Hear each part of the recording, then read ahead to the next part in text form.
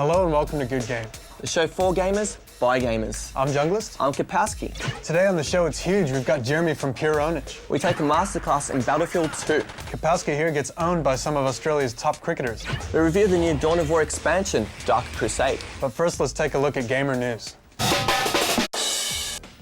Fans of the Battlefield series games have been enjoying the playable demo of the latest in the franchise, Battlefield 2142.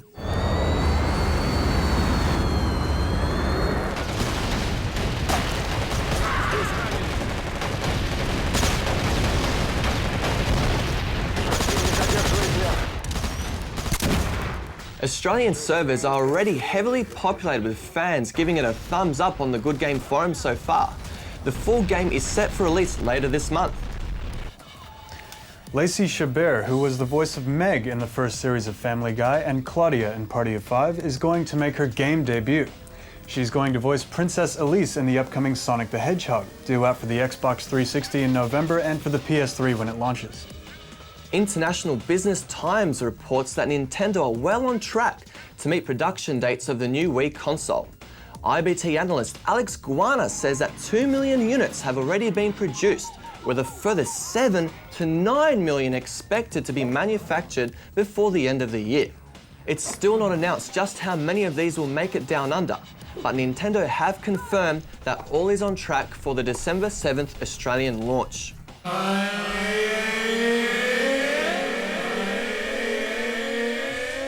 This week we're going to take a look at RAM. RAM stands for Random Access Memory, and it acts like a small, incredibly fast hard drive for your computer. With greater and greater amounts of data needing to be opened or worked upon these days, it's essential to have sufficient RAM in your computer. Before we start, I need to talk about electrostatic discharge, or ESD. An ESD occurs when a static charge jumps from your body to any hardware that you may be holding, potentially damaging it. A simple way to prevent ESD is to touch the metal of your computer case before installing any hardware. A gigabyte of generic DDR2 RAM can be picked up for around $110 these days, but don't expect to get much performance out of that. You should expect to pay about $180 for a gigabyte of medium quality RAM, and anything up to $900 for 2 gigs of the most bleeding edge stuff available. Now, as for the amount of RAM to get, you should be aiming for about 2 gigs of good quality RAM, and that'll cost you about $400 provided you shop around. With the next version of Windows just around the corner, anything less than 2 gigs will probably be insufficient. One thing to be careful of is the FSB speed. The CPU and motherboard will run at a certain FSB speed, and it's important that the RAM is matched to that speed. There are 2 main ways of configuring RAM, single channel and dual channel.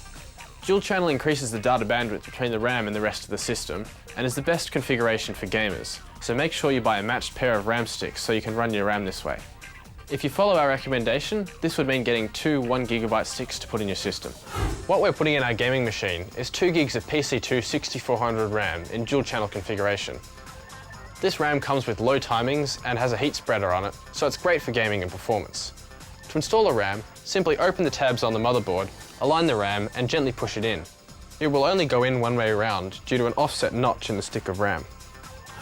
For dual channel, you have to be careful which slots you put the RAM into. Most often, manufacturers will colour the RAM slots different colours, so you know which slots to put them in. But be sure to check in the motherboard manual. And that's it. Next week, we'll have a special extended edition on graphics cards and monitors and how to pick what's right for your needs. Alright gamers, here's your retro game for this week. This time we've only got an audio cue. I'd buy that for $1. Or this one. Big money! Big prizes! I love it! Good luck, you'll need it. Answer at the end of the show. Life's kind of funny sometimes, you know? Like one day you're like a super uber pro like me, and then the next day you wake up and you find out that you're like, you know, even more awesome than like you were the day before, you know? Pwnage is an internet-only mockumentary that first appeared in 2004. 11 episodes later, it's estimated they have over 3 million viewers. Jeremy Cole and FPS Doug have become internet superstars. Phrases like boom headshot, I am the owner, and Uber Micro have become everyday gamer language. largely thanks to them. Episode 12 is headed towards a computer near you. But before that, we've got Jeremy from Pwnage. Welcome to Good Game. How you going? I'm doing awesome. Thank you for having me. That's really cool. Like, I met lots of Aussies on on vent all the time in all these games, so it's nice to talk to some more. So how do you reckon Aussies rate? You know, they're not so bad. They're kind of funny. I guess it's like another Canada or something. Like they all seem to be pretty good. In the show, you seem to be a bit mad about being famous. Are ya? Nah, to be honest, now I kind of like it. This is so awesome. You so totally own. So, can I like walk with you guys? Yeah, I guess so, sure. As long as you stay out of the shop. Oh, like totally. At first, it was a bit weird because I guess, and it's probably common with like a lot of gamers. I'm just not the most socially outgoing kind of guy, and so it's a bit weird at first because I'm really not the kind of guy that meets a lot of people and so much, you know, likes all the hanging out stuff. But so at first, you know, it was kind of weird, but you know, we kind of exaggerate in the show a bit. There's been a few moments that have been kind of suck for me because of it, but for the most part, it's really cool. You know, when people come up to me on the street, you know, kids come up to me and they're freaking out. They're just so excited to meet me. I know it just makes me feel so good. You know, it just kind of fills me with these warm fuzzies. And So how does it feel to have given the world, boom, headshot? it feels really cool. Like it's really hard to believe too. I think you know we got kind of lucky a bit maybe. I don't know. Everything kind of happened at just the right time. You know, all Cal's film equipment and stuff was coming out and it was all really cheap and you know, and there's all this sort of, you know, all these possibilities. Like a BitTorrent you know, is a way online. Most people know it because they probably pirate a bunch of stuff using it, but it's actually, like, you know, it's a really cool technology and you know, really affected how people can transfer files around because everyone sort of shares the load, right? So it was because of BitTorrent that it really opened our eyes to the, you know, the fact that we could make a show that no matter how big it got, we would never have to worry about distributing it to the fans, you know. Boom, headshot, there's a guy right there. Bust through there, there's a guy at top of the stairs, guess what? Boom, headshot. Guy's coming around the corner through the secondary valve. Guess what happened, man? Like headshot? Oh, yeah, headshot, man, headshot. Do you still shove every shirt down your pants? I shove down more shirts down my pants now than I think I ever did before. It's weird. It started as, it was kind of just a prank on a few people. And we'll pull out Jerome's order. And then basically, you know, I just kind of give it a good rub. What the hell are you doing? I'm increasing the value of the shirts, Kyle. What? By sticking it on your pants? Yeah, I rub all the shirts on my balls. You rub all the shirts on your balls? Come on, Kyle, so people are gonna love that. How long have you been doing that? Since ever, Kyle, I told you. You know, it just kind of started like that behind the scenes, and just pretty much, you know, when we didn't like and did that, then, you know, we give them a special treat, and so we decided to put it in the show, and then it just exploded, and now it's like this thing that we didn't really expect to happen, I guess, but Tell us your true feelings about World of Warcraft.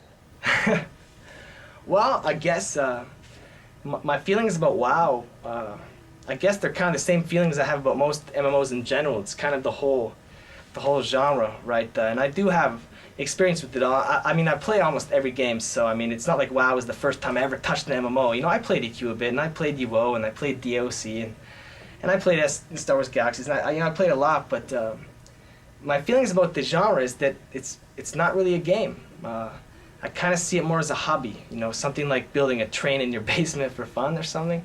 You know, you kind of just work on your guy and you invest your time, and you put your time in and you just build him slowly in the background. He's kind of like a pet, or he's this thing you sort of get attached to your character, so you can't quit, you know, and you got to keep building him, and you just keep building him like this hobby. It's always in the back of your mind, you know, but it's not a game in the way that an RTS or an FPS is, where it just tests your skills, and you can turn it on, you can turn it off, and it's said and done, and you kill a bit of time. Do you reckon you'll be coming down under anytime soon?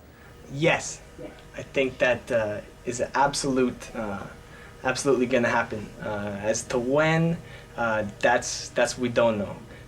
But man, me and Kyle, we had such a good time I'd never been overseas before. I'd never been to anywhere outside of, you know, Canada and the U.S. So it was just so cool for me to see the buildings and the languages and the cultures is so different. Feels like I'm like in Age of Empires 3 or something, you know? It's like, I'm like waiting for the Janissaries to rush me any second, you know? I really learned a lot, I think. I kind of grew up quite a lot in those couple weeks, And I'm just so looking forward now to seeing more stuff. I kind of have this bug now, you know, I just want to get up and go. And it doesn't help that we get emails every day from Aussies and from people in Britain and Norwegians, and they're just like, come on down, come on down, come on down. You can stay with me, just come on down. Now, is it really all about winning? You know, to me, yeah, it is. And lots of people maybe think I'm bad for that, like I'm not a good person or something, but I'm just being honest. It's just who I am. I can't help it. Anything I do, it's always been that way since I was like 2 years old, you know, whether it was math problems in class when I was in school, or all the way through to gaming or sports or whatever. I had to be the best, and if I'm not, I just get so mad at myself, mostly myself. I don't just get mad at people. And it got to a point, you know, I compete so much that pretty much I used to just compete against myself, you know. I would spend all those afternoons, and I'm 12, you know, I'm time trialing F-Zero against myself, doing all these things, just always competing though. It's always just about winning, and you know, that's just fun to me. Winning is the ultimate fun. It's this big rush that I just love so much. But at the same time, I do know that lots of people don't play games for that. They play games to kind of relax or get away, and you know, I have to admit I don't get that because it's not me. But I do know people feel that way, and I don't judge them too harshly, you know. I just like to own them when we do meet. Jeremy from Pwnage, thanks heaps for joining us on Good Game. Yeah, no problem at all. Thank you so much for having me. It's been awesome. I look forward to going to Australia, to be honest. You can't hold down a job as a game tester. I honestly don't know what kind of job you're gonna be able to get. Kyle, that was not like to advertise it at all. Like seriously, that was not my fault. Like really. Take your pony to the next water station. Brush her hair. Okay. Your pony died because it wasn't pretty enough. Ah! Ah! Ah!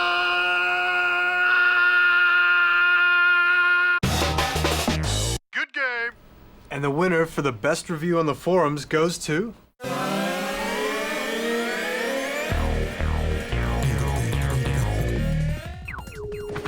Set us down. Over there, man. Wait, hang on a sec. How do I hover? Hover? Why'd you jump in a chopper if you don't know how to fly it? Hey, relax. I just bought this game yesterday. Ah, incoming jet. Bail out. That was sweet. That was not sweet. You're gonna get us KFC'd. Oh, man, you're going to BF2 school when this round is over. Jeez, man. Want to rage more? Hold on. All right, you're good to go.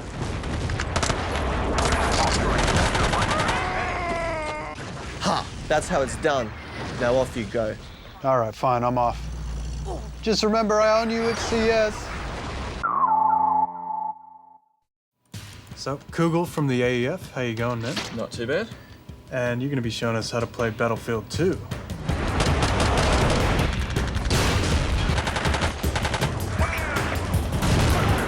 What is Battlefield 2? Tell us more about it. Basically, it's a first-person shooter. It's more of an arcade version of a real-life sort of situation. So it's got aspects of being real, like the weapons and all that sort of have the real-life counterparts, but it doesn't really play like a life-and-death situation. I mean, you can respawn in 15 seconds after you die. Now, for someone who's new at Battlefield 2, what tips would you give them? Well, there's a persistent ranking system in Battlefield 2. It tracks all the stats in the in-game, and probably the best idea I can give you is to go through and try and get your badges in each of the classes.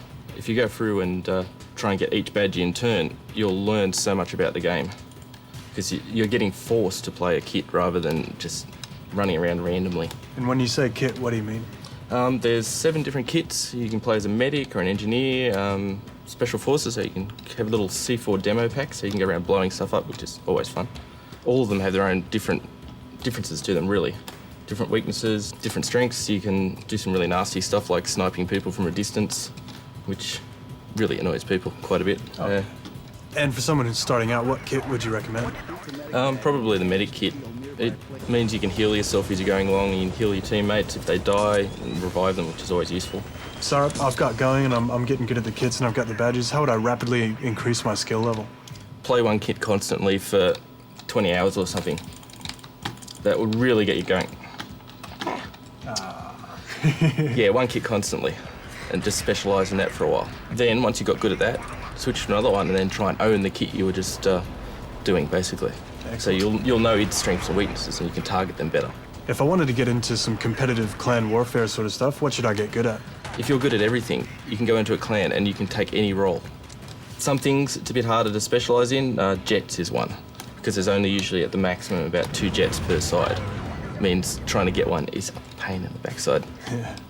Is it safe to say if you were good at flying a jet or a helicopter or something like that, you'd have a pretty much guaranteed spot in a clan?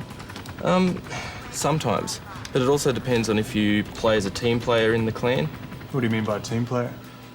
Well, on some of the maps, you're in an isolated spawn point to start with. And one of the team things is you grab in a jet, fly over their main base, and then you bail out, and the squad spawns on you then.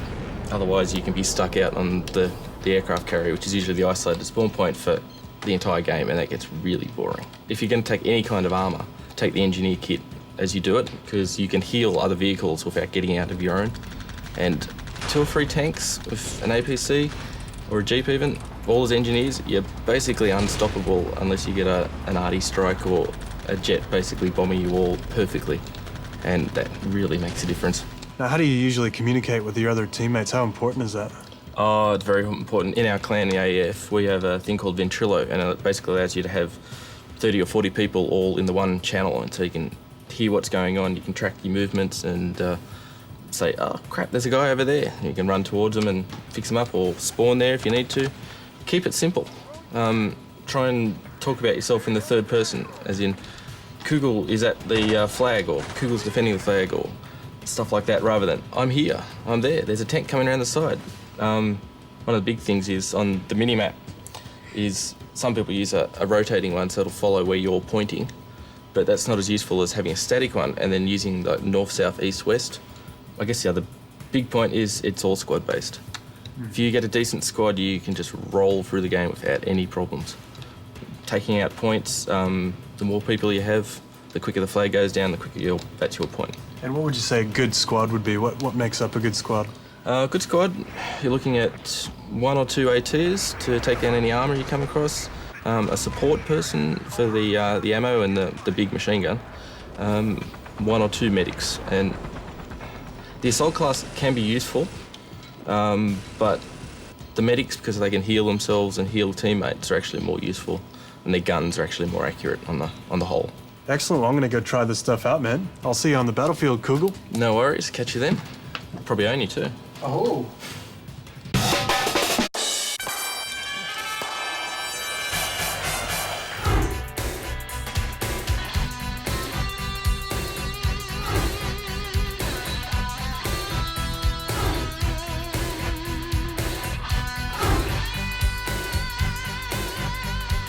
I've already got one, Victor, one person padded up. Who else wants to get padded up? Young man? That's me, mate. And good to see you. Best of luck.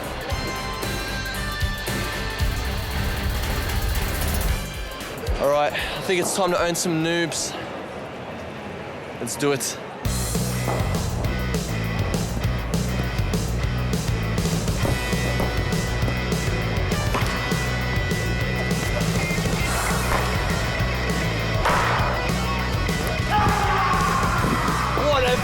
Whatever.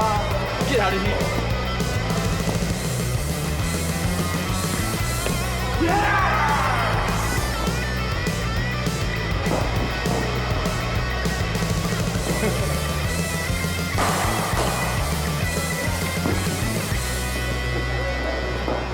And this one here I call my chip ball. It comes out the bottom like that. How you going, Monster? Nice to meet you. Nice to meet you. I'm gonna go and try and hurt this man. Yeah, I need some tips, mate, because my bowling's not working for me right now. Get a haircut. Okay. Wear proper sunburn cream. Okay. Stop putting sorbeline on your face. All right. Get a real diamond in your ear. That is real. Mate, 1 carat. Mate, that's My 1 carat mum plastic. says it's real. Your mum says it's real. Yeah. Mate, you want to stop wearing your mum's jumper My too. mum never lies. And you know how they call them whites, mate? They're actually cream. You look like a park cricketer. I am a park cricketer. Mate, I'm an 88, 89 Kanga cricket champion. what are you doing at the SCG if you're a park cricketer? It's finished for you. You hear it? It's from the man himself. I'm old history.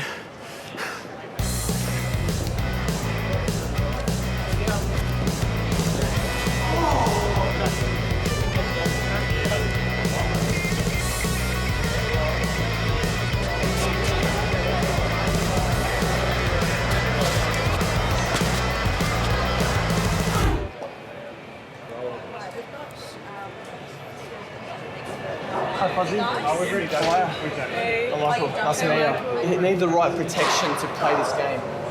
Oh, right. What? Yeah, that's right. You know, you can never be too careful. My ovaries are safe. So am I. I mean, all right, I'll show you how it's done, all right? Yeah.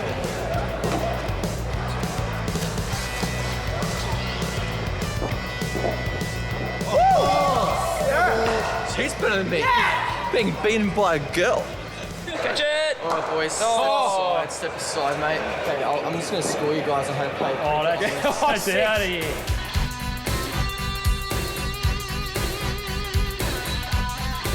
What do you want? Dusty, sunny, or warm? Dusty. Dusty. All right, here we go. Shahid Malik to Jagger. You got a bowl, mate?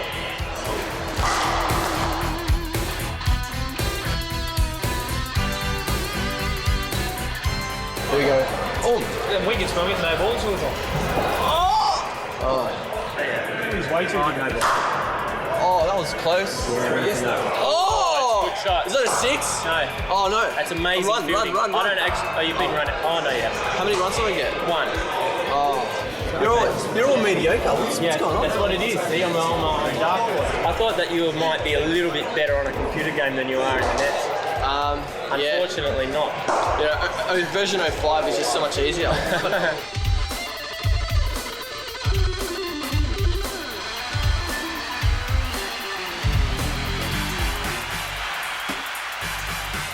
How many people are there in your bingo school? Bingo school? What's bingo? Where you buy your shoes at chemists? No, they're from Binny's, mate. I was supporting the people. Yo, man, how was the cricket? Yeah, I owned him. You owned him, eh? Yeah, what are you playing here? This is Madden 07. Madden 07? Man, he's such a yank. Yeah, but this is a great game. I mean, it's so complex with the strategies. You design your own tactics and everything. Yeah, like, hot, 22-16, ask Madden. I'm sure they'll shake that one off. Ask Madden. He put the ball exactly where you want to put it. John Madden says, get on with the show. Hello, I'm Kapowski. I'm a jaded RTS fan. Hi, I'm Junglist. I'm a jaded RTS fan. Look, it just seems that in the last few years, there's been nothing to keep RTS gamers really excited. It's the same old concepts. Milliseconds, time is a resource, rock, paper, scissors. Look, we don't have the answer, but here is a breath of fresh air. Dark Crusade is the expansion pack to Warhammer Dawn of War. Yes, my lord. Orders received, brother.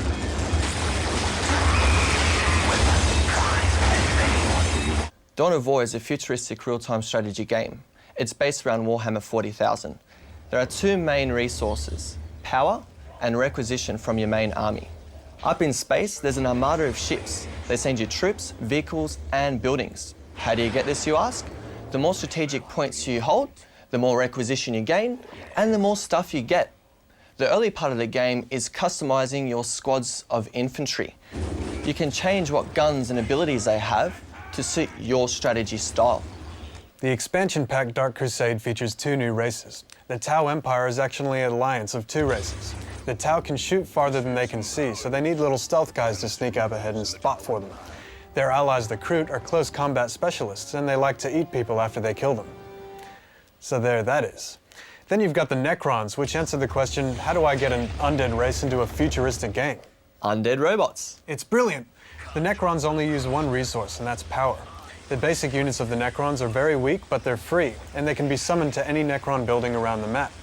The new races are interesting, inventive, and they have very different playstyles, but more importantly, they're fun.